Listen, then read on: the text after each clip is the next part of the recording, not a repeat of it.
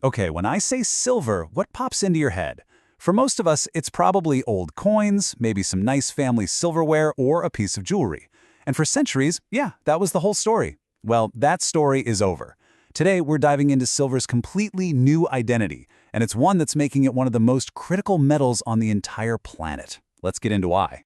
It really is a tale of two silvers. You've got the silver of yesterday, a beautiful passive treasure.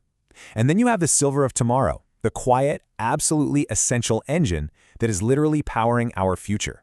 We're talking about the biggest technologies defining our world right now. Electric vehicles, solar panels, and the AI data centers that are changing everything. And this isn't just a small change. We're talking about a total rewrite of what silver even is.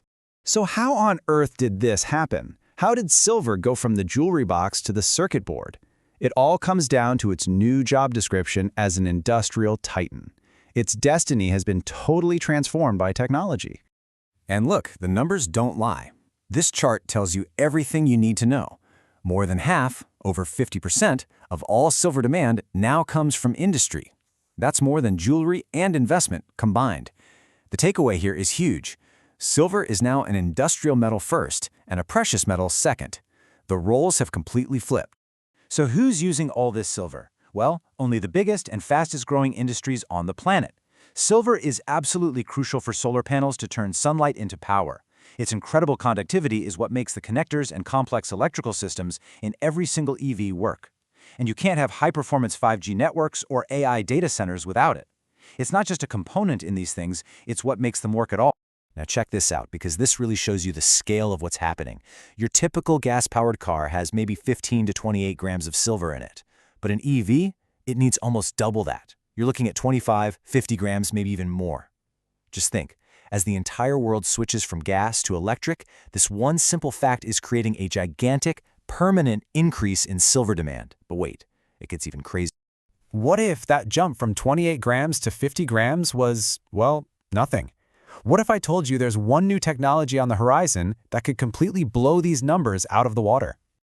Yeah, you're seeing that right. 1 kilogram. That is not a typo. According to reports on Samsung's next-gen research, that's how much silver could be needed for a single solid-state EV battery.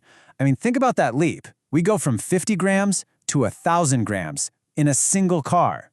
If this tech takes off, it changes the entire game for silver demand, period. So you're probably thinking, okay, demand is exploding, so just mine more, right? If only it were that simple. This is where the story takes a really sharp turn, because we are walking right into a massive global supply squeeze. So you got to understand this one key idea: inelastic supply. It sounds complicated, but it's not. See, most silver isn't dug up from silver mines. It's actually a byproduct. It's the stuff that comes out when miners are really looking for copper, lead, and zinc. That means that even if the price of silver goes to the moon, you can't just flip a switch and get more. You'd have to mine tons more copper and zinc, and that might not make any sense economically. The supply just can't respond quickly. And let me be clear, this isn't some far-off maybe problem. It's happening right now. For years, the world has been in a structural silver deficit. We are consistently using way more silver than we're pulling out of the ground. And all that time, we've been draining the world's stockpiles, setting the stage for a major showdown. And that squeeze is getting tighter by the day. Right now, the amount of physical silver sitting in the major warehouses in London and Shanghai is at a multi-year low. I mean, the cupboards are starting to look bare. But here's the date you need to circle on your calendar: January 1st, 2026. That's when China is launching new export controls, which could make it even harder for the rest of the world to get its hands on physical silver. Okay, so you've got this perfect storm brewing, right? Sky-high industrial demand, a supply chain that can't keep up, and then a third player walks into the room. Investors. They see what's happening, and now they're pouring gasoline on the fire. So why are investors suddenly so interested? Well, it's a mix of the usual suspects. People are looking for a safe place to put their money to protect against inflation and uncertainty. And with the talk of lower interest rates and a weaker dollar, hard assets like silver start to look really good.